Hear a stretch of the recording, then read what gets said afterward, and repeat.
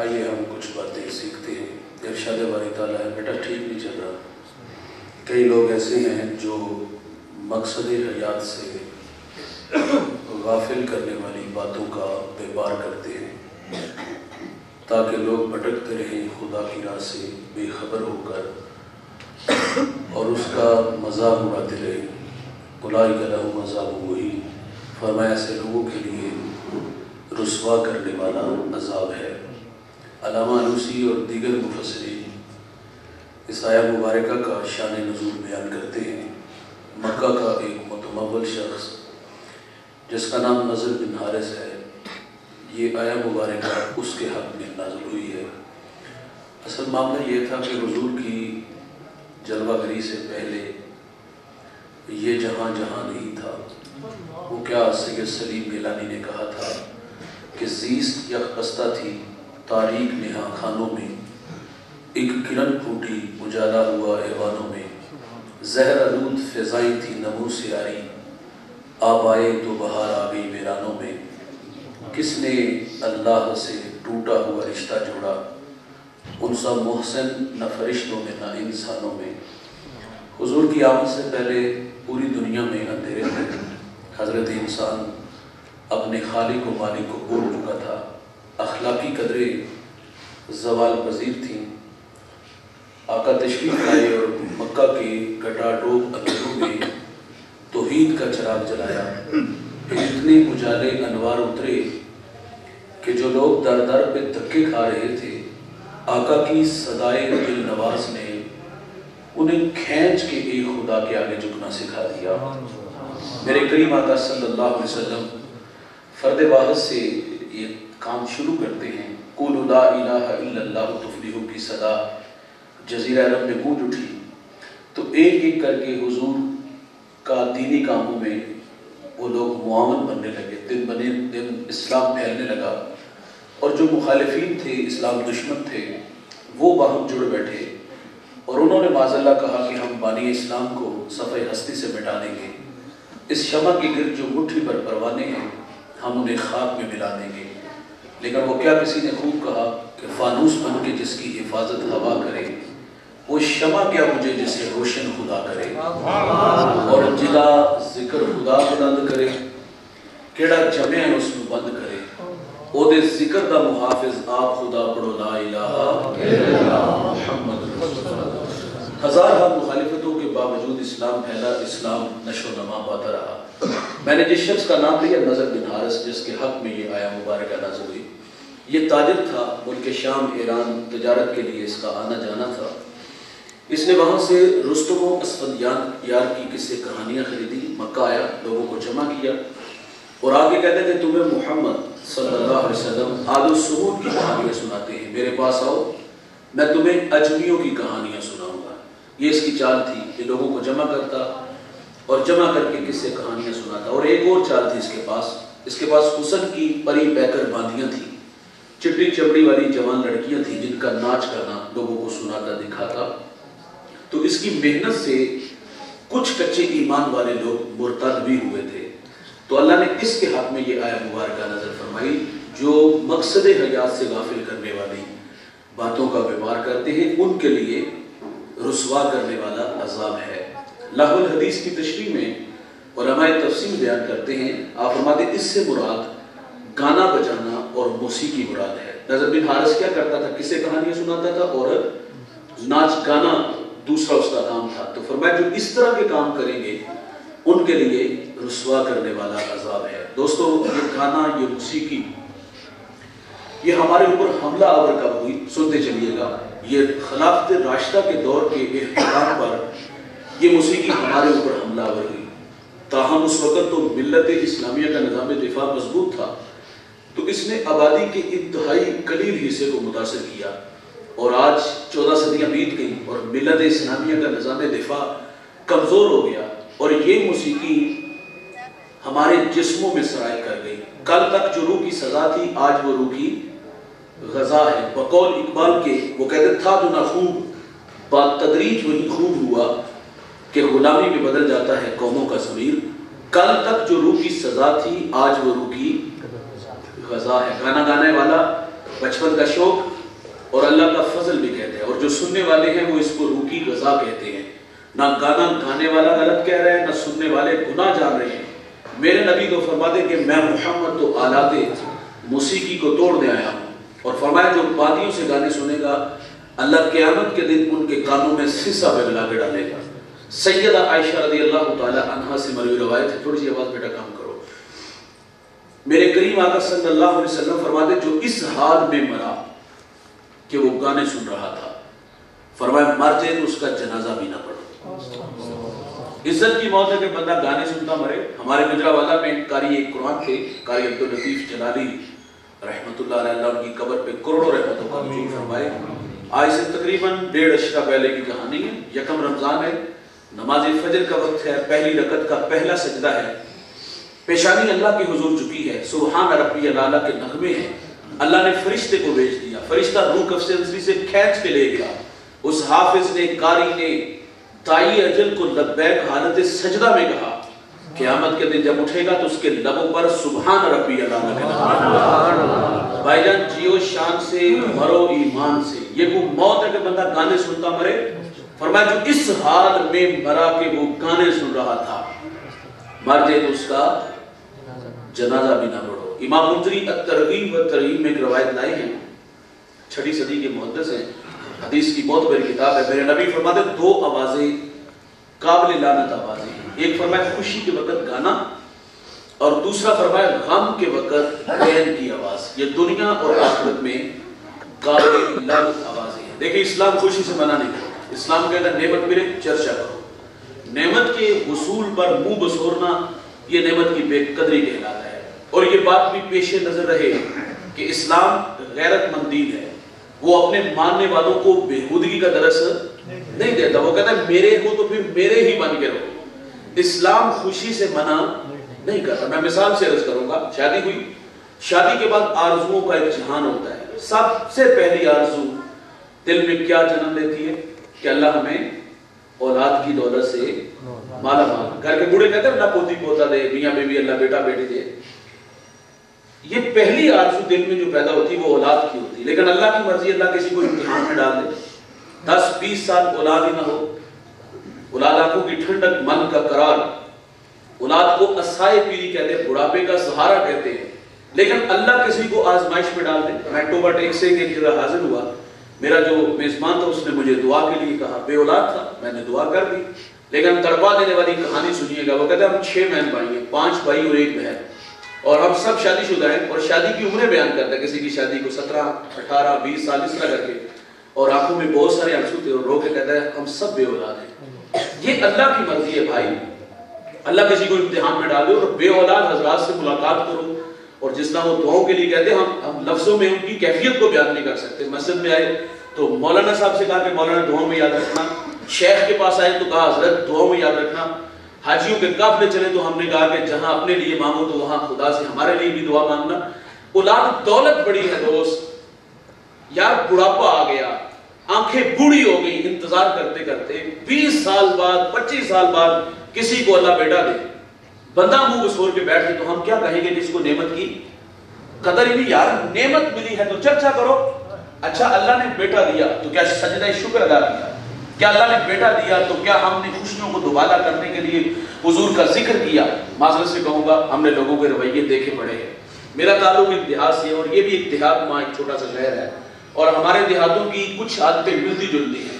ہمارے یہاں بچہ ہوا تو ہم نے سب سے پہلا کام کیا کیا، ہم نے ڈیک آن لیا، اور اس خیال سے کیا کہ اس کے کان میں کسی غیر کی آواز نہ پڑے۔ اور بھائی قابل لعنت آواز تو ہم نے پہلے دن ڈال دی، حالانکہ حکم یہ ہے کہ اس وقت اس کے کان میں داعیہ کی آواز بھی نہ پڑے۔ اس نے کو گانا گانا ہے، گالی دینی ہے، بھائی مبارکباد دینی ہے نا، لیکن اولاد کا شعبہ حساس اتنا ہے، کہا اس وقت اس کے کان میں جو پہلی آواز پڑے وہ اللہ اکبر کی آواز ہو، کیونکہ بچہ جو ہوتا ہے وہ پہلی آوازوں سے مانوس ہوتا ہے۔ لیکن ہم نے کیا کیا، ہم نے پہلے دن جو آواز اس کے کان میں ڈالی، کون سی؟ جو قابل لعنت آواز تھی۔ اچھا تھوڑا سا بات کو آگے بڑھا لیتے ہیں۔ اولاد کا شعبہ میں نے عرض کیا حساس پڑھا ہے، سیدی اعلیٰ حضرت نے لکھا ہے کہ جب بچہ بولنے لگے، یہ ماں باپ نے سکھانا ہے نا، تو اس کو اللہ اللہ سکھاؤ، اللہ اللہ سیکھ دے تو اس کو لا الہ کی لوریاں دو، لا الہ سیکھ دے تو پھر اس کو محمد الرسول اللہ کی لوریاں دو، اس کے بعد آپ ماما سکھاؤ، پاپا سکھاؤ، ڈیڈی سکھانا، جو بھی سکھانا وہ بات کی بات ہے. لیکن ستم کیا ہوا کہ بیٹا آیا تو گانا چلا، سکھانے لگے تو کیا ہم نے اللہ نہ سکھایا، لا الہ کی لوریاں دی. بچہ بولنے لگا تو اس کی زبان پہ سب سے پہلی جو بات ہے وہ گالی ہے، اور گالی اس نے گھر کے ماحول سے لی. کیونکہ ہم جب آپس میں مخاطب ہوتے ہیں، کلام کرتے ہیں تو گالی سے کرتے ہیں اور گالی بھی ختم کرتے ہیں. بچے بڑوں سے سیکھتے ہیں، بچے کورا کاغذ ہوتے ہیں، تحریر ہم خود لکھتے ہیں. تو ہم نے کیا کیا، اس کی زبان پہ پہلی دفعہ جو ہے آیا کلمہ وہ گالی والا، اور گھر والے خوش ہوئے، سر پکڑ کے نہیں بیٹھے کہ ہماری غفلت کی وجہ سے اس کی زبان پہ گالی گئی ہے. سنجیدہ نہیں ہوئے کہ ہم اپنی زندگی سے اپنے گھر سے گالی نکالیں. ہم لوگ باقاعدہ حوصلہ افزائی کرتے ہیں. اور حوصلہ افزائی کیسے ہوتی ہے؟ رات افراد خانہ جمع ہوئے، چھیڑتے ہوں بچے کو، بیٹا جو صبح گالی مجھے دی ذرا دادا ابو کو سناؤ. یہ کچھ سنانے والی یار چیز ہے؟ تقاضا تھا کہ ہم سنجیدہ ہوتے، گالی گھر سے نکالتے. لیکن اس حوصلہ افزائی کا نقصان ہمارا بڑا ہوتا ہے. جب وہ بڑا ہو کے ہمیں گالی دیتا ہے نا تو ہم کہتے ہیں ہماری بہو نے اس کو تعویذ ڈالنی ہے، اس کا کیا قصور ہے یار، وہ تو 2 ماہ ہوئے آپ کے گھر میں آئی ہے، 25 سال زیر تربیت آپ کے رہا ہے، گالی کا ماحول آپ نے خود فراہم کیا ہے. یار اگر گھر کا ماحول قرآن پڑھنے والا ہو، حدیث پڑھنے والا ہو، محمد عربی پہ درود پڑھنے والا ہو تو اس کے بھی نتائج ہے. حضرت خواجہ قطب الدین بختیار کاکی رحمت اللہ علیہ، کتنا بڑا نام ہے. کاکی ہندی کا لفظ ہے جس کا معنی روٹی ہے. اور قطب الدین نے اس نام سے شہرت کیسے پائی، دھیان سے سنیے گا. آپ کی والدہ بچپن میں کیا کرتی ہے؟ کھانا بناتی ہے اور بیٹے کو کہتی ہے بیٹا مصلا بچھا، دامن پھیلا اور رب سے مانگ، اور تازہ کھانا بنا کے ساتھ والے کمرے میں رکھتی ہے. بیٹا جب ساتھ والے کمرے سے جا کے کھانا لیتا ہے اور کبھی کبھی اظہار بھی کرتا ہے ماں اللہ مہربان کتنا ہے، میں اس کے حضور دامن پھیلاتا ہوں تو وہ مجھے تازہ کھانا دیتا ہے. ماں خوش ہوتی کہ میرے بیٹے کا رب کے ساتھ توکل کا رشتہ جڑ گیا. یہ مشق کافی دن جاری رہی. آپ فرماتے ایک دن میں کام کی غرض سے گھر سے باہر تھی، آنے میں تاخیر ہوئی، دل ڈوبنے لگا، خوف کھانے لگا، اللہ بڑی محنت سے تیرے ساتھ اس کا توکل کا رشتہ جوڑا ہے، کہیں وہ آج کمزور نہ ہو جائے. آپ فرماتی میں گھر آئی تو میں نے کیا دیکھا، قطب الدین محو استراحت تھا. بیدار ہوا تو میں نے پوچھ لیا بیٹا کھانا کھایا؟ کہتا جی ماں جی کھانا کھایا. جو کھانا آج کھایا پہلے کبھی نہیں کھایا، اور جو مزہ آج آیا ہے اماں پہلے کبھی نہیں آیا. یہ مائیں تو رب سے جوڑتی تھی. یہ وہی قطب الدین ہے. ماں مدرسے میں بھیجتی، استاد کہتا ہے پڑھ بیٹا الحمدللہ رب العالمین. ازبر تھا 14 پارے سنائے. استاد بڑے متاثر ہوئے، بیٹا جہاں سے 14 پڑھے بقیہ 16 بھی اسی مدرسے میں اسی استاد سے پڑھ لیتے، بھیجے اچھے منزل خوب. تو عرض کرتے استاد جی میں نے کسی مدرسے میں کسی استاد سے زانوں میں تلمس طے نہیں کیے. کہا بیٹا یہ دولت کہاں سے ہے؟ عرض کرتے استاد جی میری والدہ 14 پاروں کی حافظہ تھی، میں نے ماں سے سن کے حفظ کر لیے. بھائی ماں قرآن پڑھے تو بیٹا قاری قرآن بنتا ہے. ماں دودھ پلائے سونے محمد پہ درود پڑھے تو بیٹا دشت نینوا کو میدان کربلا بنا دیتا ہے. یہ ہم نے سکھانا تھا، یہ ہماری ذمہ داری تھی، ہمارے کندھوں پہ بچوں کی تربیت تھی. جب بڑے ہو کے گالی دیتے ہیں، جب بڑے ہو کے بدتمیز ہوتے ہیں، نالائق ہوتے تو پھر ہم تعویذ گنوں والوں کے پاس چلے جاتے ہیں. آسان سا نسخہ ہے بھائی اولاد کو نیک بنانے کا، سب سے آسان. بھائی جان آپ خود نیک بن جاؤ. ہمارے رویے اچھے ہو گئے تو نسلوں میں وہ رویے جائیں گے. وہ اللہ اکبر ایک بہت بڑا نام ہے، منصور الوی بیان کرتے ہیں کہ میں نے ایک بہت بڑا رائٹر ہے، وہ کہتا ہے میں نے ایک بچے سے پوچھا بیٹا تو بڑا ہو کر کیا بنے گا؟ تو وہ مجھے کہتا ہے میں بڑا ہو کر نور الدین زنگی بنوں گا. آپ جانتے ہیں نور الدین زنگی کو؟ یہ وہ شخص ہے جس کو حضور خواب میں ملے، میں سو جاؤں یا مصطفیٰ کہتے کہتے کھلے آنکھ صلی اللہ کہتے کہتے حضور خواب میں ملے. فرمایا 2 چت قبریں کتے میری طرف بڑھ رہے ہیں، ان کا راستہ روکو. اٹھے وضو کیا، مصلی پہ بیٹھ کے رونے لگے، اللہ حضور کے شہر مدینہ کی خیر. میرے نبی دوسرے دن پھر خواب میں ملے، فرمایا وہ میری طرف بڑھ رہے ہیں. اٹھے وضو کیا، مصلی پہ بیٹھ کے رونے لگے، حضور کے شہر مدینہ کی خیر. میرے نبی تیسرے دن پھر خواب میں ملے. اب کے بعد مصلی پہ نہیں یار دوڑ لگا دی. 20 دن کا سفر 16 دنوں میں کیا. اور وہ شکلیں جو رسول اللہ نے خواب میں دکھائی تھی، جو روزے رسول کی طرف سرم کے ذریعے آگے بڑھ رہے تھے، وہاں سے نکالا، ان کے ٹکڑے ٹکڑے کیے، آگ میں جلا دیا. پھر مدینے کی گلیوں میں چیخے مار مار کے روتا ہے اور کیا کہتا ہے بندہ نواز. یہ میرا اعزاز کہ اس بڑی کائنات میں آپ نے میرا انتخاب کیا. منصور الوی کہتا ہے میں نے اس بچے سے کہا بیٹا تو بڑا ہو کر کیا بنے گا؟ تو وہ کہتا ہے میں نور الدین زنگی بنوں گا. کہا شوق کیسے پیدا ہوا؟ تو وہ بچہ کہتا ہے ماں کہتی ہے اگر تو نور الدین زنگی بنے گا نا تو خواب میں رسول اللہ تمہیں اپنی زیادت سے مشرف فرمائے گا. یہ سکھانا ہم نے تھا، معذرت سے ہمارے پاس وقت نہیں ہوتا. وقت ہو تو گھر کا ماحول ایسا ہوتا ہے کہ بچے ہم سے کچھ سیکھتے ہیں تو غلی اور نفرت کیا کچھ نہیں ہوتا، بات کو آگے بڑھا لیتے ہیں. بچہ دنیا میں آیا، لیکن اسلام خوشی سے منع نہیں کرتا. اسلام کہتے ہیں نعمت میں چرچا کرو. بیٹا آیا تو ہم نے کیا کیا؟ گانا چلایا. وہی بچہ 8 دن کا ہوا، چلنے جو ہے نا وہ 8 دن کا ہوا تو ہم نے کیا کیا؟ ہم نے ہجڑے لے آئے، یا لے آتے ہیں یہ خود آ جاتے ہیں، اور پھر ان پر ہزاروں نہیں لاکھوں روپے نشاور کیا جاتا ہے. اختلاف اس بات سے کہ بھائی آپ ہجڑوں پہ کیوں لٹاتے ہو؟ دیوار کے متصل تمہارے اپنے غریب بھائی کا گھر ہے یار. کچی دیواروں سے چیخوں کی آوازیں نہیں سنتے؟ کیا سینے میں دل میں پتھر رکھتے ہو؟ تمہاری ہمسائیگی میں تمہاری بہن کا گھر ہوگا، تمہارے رشتہ داروں کا گھر ہوگا. یار کتنے گھر ایسے جہاں چراغ نہیں جلتے. اللہ نے دولت سے نوازا ہے، بیٹا ملا ہے، دولت لٹانے کا شوق ہے. تو اس ٹاٹا شہر میں بڑے گھر ایسے ہیں، تلاش کرو گے تو گلی میں 4 5 6 گھر آپ کو ضرور ملے گے جہاں چراغ نہیں جلتا. اللہ نے دولت سے نوازا ہے، دکھیوں میں لٹا دو، مجبوروں میں لٹا دو. وہ کمالیے کی خبر نوائے وقت میں چھپی کہ بوڑھا اپنی بیٹی کو تعلیم کی دولت سے راستہ کرتا ہے. بیٹی بالغہ ہوئی تو ایک رشتہ ملا، ادھر سے بارات آ رہی ہے. یہ بیٹی والے تیاریوں میں تھے، ہمسائیگی میں سے کسی نے شرارت کی، جس کے گھر میں آ رہے ہو نا وہ اپنی بیٹی کو چند جوڑوں کے سوا کچھ بھی نہیں دے سکتا. بارات وہیں سے واپس چلی گئی. بتائیے گا جب کچوں کے اور زخم اس بیٹی کے دل پہ لگے اس کا مداوع کس نے کرنا تھا؟ اس بوڑھے کی کمر ٹوٹ نہیں گئی کہ جس کی بیٹی کی بارات واپس چلی جائے؟ چاندی ترائی بیٹیوں کے بالوں میں مفلس کو پھر امید ہے کہ بارات آئے گی. اور کتاب عزیز کا ایک اور باب بیت گیا، جہیز بن نہ سکا اور شباب بیت گیا. ہم کہتے ہیں یار اللہ نے دولت سے نوازا ہے، بیٹا ملا ہے، اس کے آنے کی خوشی میں آپ نے پیسہ لگانا ہے تو یار ان دکھیوں میں لٹا دو. جو گھروں میں ٹی وی کے مرض میں مر رہی بیٹیاں نا، جن کا رشتہ اس لیے نہیں ہوتا کہ اس کے بوڑھے باپ کے پاس دینے کے لیے جہیز کا سامان نہیں. ہمارا کہنا ہے دولت یہاں لٹا دو. وہ ایک شاعر کہتا ہے دیکھا ہے میں نے شہر میں کوڑے کے ڈھیر پر 2 بچے لڑ رہے تھے فقط ایک بیر پر. فصلوں کو کاٹتے کچھ ٹوٹی چوڑیاں، کچھ بک گئی ہیں دوستوں گندم کے سیر پر. اور گندم امیر شہر کی ہوتی رہی خراب، بیٹی مگر غریب کی فاتوں سے مر گئی. اور محسن نقوی کہتا ہے محسن یہ غریب لوگ بھی تنکوں کا ڈھیر ہوا کرتے ہیں، کبھی پانی میں بہ گئے کبھی ملبے میں دب گئے. ہم کہتے ہیں یہاں لٹا دو یار. بیٹا 8 دن کا ہوا تو ہجڑنا چاہیے. اچھا وہی بیٹا بالغ ہوا، شادی کے قابل ہوا، اور آج کی شب جس کو رسم حنا کا نام دیا گیا، لیکن یہ سعادت مند لوگ، میں نے آغاز میں بھی مبارکباد دی کہ انہوں نے اپنی خوشیوں کو دوبالا کرنے کے لیے سونے محمد کا ذکر کیا. ورنہ عموماً رویے ہم نے دیکھے، نہ چچا مانتا ہے، نہ تایا مانتا ہے، نہ پھوپھا مانتا ہے، نہ ماما مانتا ہے. وہ کہتے ہیں خوشی کا موقع ہے اور ایک آخری پتر رہ گیا ہے اور ادھر ذرا دھوم دھام سے شادی ہونی، کیا کچھ نہیں کہا جاتا. لیکن ہم چچا کو بھی راضی کرتے ہیں، تایا کو بھی راضی کرتے ہیں. کبھی یہ خیال نہیں اللہ رسول کس طرح راضی ہوں گے؟ اور یقیناً انہوں نے اس موقع پر، یہ بہت بڑا کام ہے جب بہت سارے لوگ اختلاف کرنے والے ہوتے ہیں، اور انہوں نے اپنی خوشیوں کو دوبالا کرنے کے لیے یہاں ہم سب کو جمع کیا اور حضور کا تذکرہ دل نواز چھڑا. آنے والے کل میں انشاءاللہ اس خاندان کو اللہ بہت ساری برکات سے نوازے گا. ورنہ شادی کے موقع پر ایک دن قبل جس کو ہم رسم حنا کا نام دیتے ہیں، یہ ہمارا ہمسایہ ملک ہندوستان، یہاں سے رسومات لی ہیں اور پھر اپنے گھروں میں، اپنی بستیوں میں، شہروں میں جس طرح ہم ادا کرتے ہیں ڈولر کی تھاپ پہ ماں بہن بیٹیاں بھنگڑے ڈالنے کا، یہ خوشی ہے؟ کیا یہ خوشی ہے بھائی؟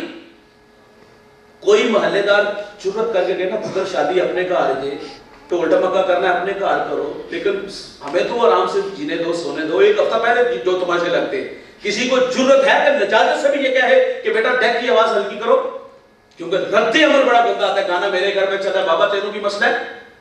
اور پھر وہ واشوں کو لے کے مکان کی چھت پہ ڈڑیں گے اور اس شریف آدمی کی بیٹیوں کو چھڑیں گے، آوازیں کسیں گے. کیا کچھ نہیں ہوتا ہمارے یہاں. معذرت سے کہوں گا یہ تلخ حقیقت ہے، ہمیں اس کو تسلیم کرنا پڑے گا. سچا کی ایک پاپڑ معاشرے، اور اقبال نے بھی کہا تھا کہ چمن میں تلخ نوائی میری گوارا کر، کہ زہر بھی کرتا ہے کبھی کارے دریا کی کڑوی کچھ ہے، لیکن اس کو قبول ضرور کیجئے گا. بیٹا شادی کے قابل ہوا تو اس موقع پر ہم نے ہزاروں نہیں لاکھوں نوٹ اسی طرح نشاور کر دیے. نکاح کا مقصد کیا تھا؟ برائی کے آگے بند باندھنا. تو ہم نے کیا کیا؟ ہر وہ کام معذرت سے جو شریعت کے مزاج سے ہٹ کے ہے. حضور فرماتے برکت والا نکاح وہ ہوتا ہے جس میں خرچ کم ہو. تو ہمارا کیا حال ہے؟ ہم کہتے ہیں شریکہ نہ لال ہے اپنا پیٹ کے لال کرو. یار صحابہ میں سب سے امیر صحابی حضرت عبد الرحمن بن عوف اتنے امیر تھے کہ پورا پاکستان خرید دیتے. حضور کی خدمت میں حاضر ہیں، ان کی قمیض پہ پیلے رنگ کا نشان تھا. میں نے نبی فرمایا یہ نشان کس چیز کا؟ اس کی حضور میں نے کل نکاح کیا ہے، خوشبو لگائی تھی، یہ رنگ اس کا ہے. حضور نے بہت ساری دعائیں دی اور ساتھ فرمایا کہ آپ ولیمہ کر لو چاہے ایک بکری ذبح کر کے. جہاں برکت والی بات ہے وہاں ہم نے بے دریغ خرچ کر دیا یار. سود پہ پیسہ اٹھا لیا, قرض اٹھا لیا. بھائی اتارنا بھی تو ہم نے خود ہی ہے نا, وہ آسمان سے گوریاں تو نہیں اترنی. تو جس میں ہمیں اللہ رسول حکم دیتے ہم ان کو اس کے کیوں پابندی ہوتے ہیں. تو خیر بات لمبی ہو جائے گی. دو آوازیں میرے نبی فرماتے قابل لام ہیں, خوشی کے وقت گانا اور دوسرا فرمایا غم کے وقت بین کی آواز. اور میرے نبی نے فرمایا میری امت پہ ایک ایسا زمانہ آئے گا لوگ ریشم زنا اور گانے بجانے کے آلات کو حلال قرار دیں گے. ایسا بھی زمانہ آئے گا لوگ شرابیں پئیں گے, نام بدل دیں گے, موسیقی تر ہوگی. فرمایا اللہ انہیں زمین میں کھینچ کے لے جائے گا. بعض کو خنزیر اور اللہ بندر بنا دے گا. انسان ظاہری طور پہ خنزیر بندر نہیں بنائے گا. جب قوم کا جوان آوارہ مزاج ہوگا نا, شرابیں پیے گا, نام بدلے گا, موسیقی دونوں ہوگی, تو فرمایا اللہ انہیں کھینچ کے زمین میں لے جائے گا. خنزیر اور بندر بنا دیا جائے گا. ظاہری طور پہ نہیں بنیں گے, لیکن خنزیر اور بندر کی جو صفات ہے نا وہ حضرت انسان میں آ جائیں گی. علم حیاتیات میں لکھا ہے خنزیر کی سب سے بڑی صفت کیا ہے, وہ بے غیرت اور بے حیا ہوتا ہے. بندر کی صفت وہ نقالی کرتا ہے, ایکٹنگ کرتا ہے. یہ شوبز کی دنیا پاپ سنگر سننے والوں کے آپ بھی مزاج جانتے ہیں, ہم بھی جانتے ہیں. فرمایا سب سے بڑا نقصان کیا ہوگا کہ اللہ اس قوم سے حیا کو عذاب ہو رہی ہے. پوری رضا میرے بھائی موسیقی نہیں ہے. اہل بدوم عیسائی مفکر گزرے, اس سے سوال کیا گیا کہ تیرے نزدیک موسیقی کیا ہے, تو وہ کہتے ہیں یہ روح کی کچرا کر رہا ہے. تلبیس ابلیس میں لکھا ہے گانے میں دو مضرتیں جمع, ایک تو یہ قلب کو تفکر الہی سے روکتا ہے, اور دوسرا فرمایا گانا زنا کی دعوت دیتا ہے, اور ہم اس کو روح کی غذا کہتے ہیں. روحوں کی غذا میرے بھائی موسیقی نہیں, روحوں کی غذا ہے تو وہ اللہ کا قرآن ہے, جسے کافر لوگ بھی چھپ چھپ کے سنا کرتے ہیں. اور بھائی رب سے باتیں کرنے کو جی چاہے نا تو قرآن کھول کے بیٹھ جایا کرو. میں اور آپ یاد کریں کتنی دیر ہوگی رب سے باتیں کیے ہوئے. ہاں ایک ماضی کے دریچوں میں جان کر کے دیکھیں تو دھندلا سا نقشہ میرے اور آپ کے پاس ہے.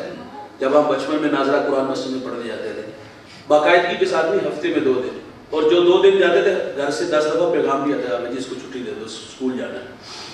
اور حافظ صاحب کی جرت نہیں کہ وہ کہیں کسی نے ابھی سبق نہیں سنایا تو چھٹی نہیں ملے گی, کیونکہ حضرت کو پتہ ہے اگر میں نے چھٹی نہ دی تو ابا جی نے رات کو آگے میری چھٹی کروا دینی. یہ رویے ہیں جس کی گھر نہیں چلتی, یہاں تو ضرور چلتی ہے. وہ ہمارے جامعہ کے ایک فاضل تھے 2 ماہ بعد واپس آ گئے, تو میں نے کہا بیٹا واپس کیوں آ گئے؟ کہتے میں نے صرف اتنا کہا ہے کہ اپنے والد کو رات ساتھ دے آنا, کیونکہ اب چھٹیاں کر دو, توجہ دلانا مقصود تھا. وہ کہتے اتنے جذباتی تھے, اور آپ کہتے مولوی مسجد تیرے پیو دی, اس میں کوئی شک نہیں بھائی, ہمارے باپ کی مسجد نہیں, تو کیا یہاں جو نماز پڑھنے آتے بغور وہ بھی دیتی, یہ تو اللہ کا گھر ہے یار. اتنے تلخ رویے اچھے نہیں ہوتے, جس کو مسلح دو اس کو عزت بھی تو دیا کرو نا. تو خیر یہ رویے ہیں ہمارے. ہم نے مسجد میں دیکھا وہ ہفتے میں 2 دن آئے, اور جو 2 دن آئے اس میں 10 دفعہ گھر سے پیغام آیا. یہ ہم نے, اور میں خراج عقیدت پیش کرتا ہوں علماء کو جو بچوں کو ناظرہ قرآن 2-4 سالوں میں ہمارے بچوں کو پڑھا دیتے ہیں. بعض اوقات عقل تسلیم نہیں کرتی کہ 100 بچہ ہے, آدھا گھنٹہ ٹائم ہے, سبق سننا بھی ہے, آگے بھی دینا ہے. میں حضرت بڑی کے پڑوس میں ایک جگہ حاضر ہوا, میرے جو میزبان تھے وہ علامہ صاحب کے پاس 90 بچے, ان کے پاس شعبہ حفظ تھا, 90 بچے ان کے پاس پڑھتے. میں نے پوچھا کہ اساتذہ کتنے؟ کہتا میں اکیلا ہوں. میں نے کہا یہ بات ہضم نہیں ہوئی, کیونکہ میں نے بھی حفظ کیا ہے, اور حفظ میں 30 سے زیادہ بچے ہوں تو احتجاج مند ہے, سبق سب کی منزل ایک لمبا کام ہے. تو آپ رزلٹ کیا دیتے ہوں گے؟ انہوں نے کوئی دلائل نہیں دیے. انہوں نے ایسا نہیں کیا کہ یہ بتایا ہو کہ میں ساتھ 2-4 بچوں کو بطور معاون صاحب لے لیتا ہوں. انہوں نے بلا امتیاز آواز دی. بچے چھٹی کا ٹائم تھا اثر کے بعد, تو بچے 5-6 آ گئے. کہا بیٹا آپ کے کتنے پارے؟ کسی کے 17, کسی کے 16, جتنے بھی تھے. کہا فلاں سورہ شروع کرو, آپ فلاں سورہ شروع کرو. ہجے اور منزل اتنی اعلیٰ. میں نے کہا مولانا راز کیا؟ کہتا 2 باتیں, ایک تو میں قرآن سے عشق کرتا ہوں, اور دوسرا میری نظر میں کبھی خیانت نہیں آئی. ان بچوں کو میں اپنا بیٹا سمجھتا ہوں. یار یہ بچپن میں ہمارے بچوں کو قرآن پڑھا دیتے ہیں, پیار سے پڑھا. اور پھر میں نے جو عرض کرنا جس طرف توجہ دلانی ہے کہ ہم نے بچپن میں ناظرہ پڑھا, اور دوبارہ اس کے ساتھ ہمارا رابطہ تقریباً جو ہمارے دیکھنے میں آیا غلاف میں لپیٹ کر کے تاب پہ رکھ دیا. رابطہ ختم ہوا, اور رابطہ تب ہوا جب ہم بڑے ہوئے, کمانے کے قابل ہوئے. ہم نے گھر, فیکٹری, کارخانہ بنایا, دکان بنائی. تو بطور برکت ہم نے جو ہے وہ قرآن خوانی جو ہے وہ اپنی دکان پہ, کارخانے پہ, فیکٹری دیکھنے کو, وہاں بھی خود نہیں قرآن پڑھا. میں معذرت سے کہوں, وہاں بھی ہم نے مسجد مدرسے سے بچوں کو لا کر کے, کیونکہ اب جیب میں پیسہ ہے نا, تو پیسے سے ہم سمجھتے کہ مولوی کو خرید لیں گے. مجھے اچھی طرح یاد ہے جب ہم شعبہ حفظ میں پڑھتے تو ایک سیٹ صاحب آئے, وہ کہتے کہ بچوں کو فیکٹری ساتھ لے جا. فرمایا میں نہیں بیچتا. کہا یہ یہاں پڑھنے آئے یا فیکٹری میں پڑھنے آئے؟ وہ جذباتی ہو کہتا میں یہاں چندہ دیتا ہوں، فرمایا جتنا دیا ہے گنے کے لے لو، بچے نہیں بھیجوں گا، شاہین بناؤں گا۔ جب یہ دنیا دار لوگوں کے پاس جا کے بیٹھیں گے تو یہ ان سے مروب ہوں گے، ان کے کپڑوں سے متاثر ہوں گے، یہاں بیٹھ کے اللہ رسول کی کیا بات سنائیں گے؟ تو خیر جب ہم لوگوں کو توکل کا درس دے دیں تو ہمارا توکل بھی اللہ پہ ہونا چاہیے۔ رازق یہ نہیں، رازق وہ اللہ ہے، اللہ افراد بھی بھیج دیتا ہے اور اللہ وسائل کا منہ بھی کھول دیتا ہے جب اس پہ بھروسہ کیا جائے۔ تو خیر میرے بھائی، روحوں کی غذا موسیقی نہیں ہے، وہ روحوں کی غذا ہے تو وہ اللہ کا قرآن ہے۔ تو اس کتاب زندہ سے جڑ جو روزانہ پڑھا کرو، سمجھ کے پڑھا کرو، عمل کے جذبوں کے ساتھ پڑھا کرو۔ میرے ایک دوست ہیں، بوڑھے ہو گئے، جوانی کی کہانی سناتے ہیں، کہتے ہیں میں پنڈی سے گجرانوالہ آنا تھا اور اتفاق سے مجھے جگہ ڈرائیور کے ساتھ ملی، پیشانی میں سعادت کا نور، لب حرکت میں تھے، میرا جی چاہا کہ اس وظیفے میں میں بھی ساتھ شامل ہو جاؤں۔ ایک دو دفعہ پوچھا، وہ مگن پڑا تھا، میرا شوق اور تکرار بڑھ گیا تو اس نے وظیفے کو روک لیا۔ میں نے کہا بھائی آپ کیا پڑھ رہے ہو، مجھے بھی ساتھ شامل کر لو۔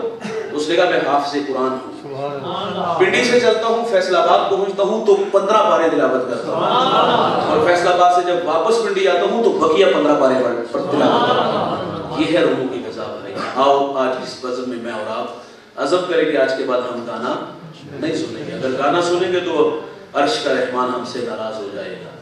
مدینہ میں ایک گویہ تھا، بوڑھا ہو گیا، جب تک آواز تھی پیٹ کی آگ بجھتی تھی، لیکن جب آواز چلی گئی تو کسی نے منہ بھی نہ لگایا۔ آپ جانتے ہو فنکار کی عزت فن کے ساتھ ہوتی ہے، فن نہیں تو فنکار کو کون جانتا؟ بڑے بڑے نام سنی ہوں گے، بسر علالت پہ گرے، زندگی موت سے لڑنے لگے، موت رقص کرتی دکھائی دینے لگی، تو پاس کون تھا یار؟ بھیک مانگنے پہ، صدقہ و خیرات کھانے پہ مجبور ہو گئے۔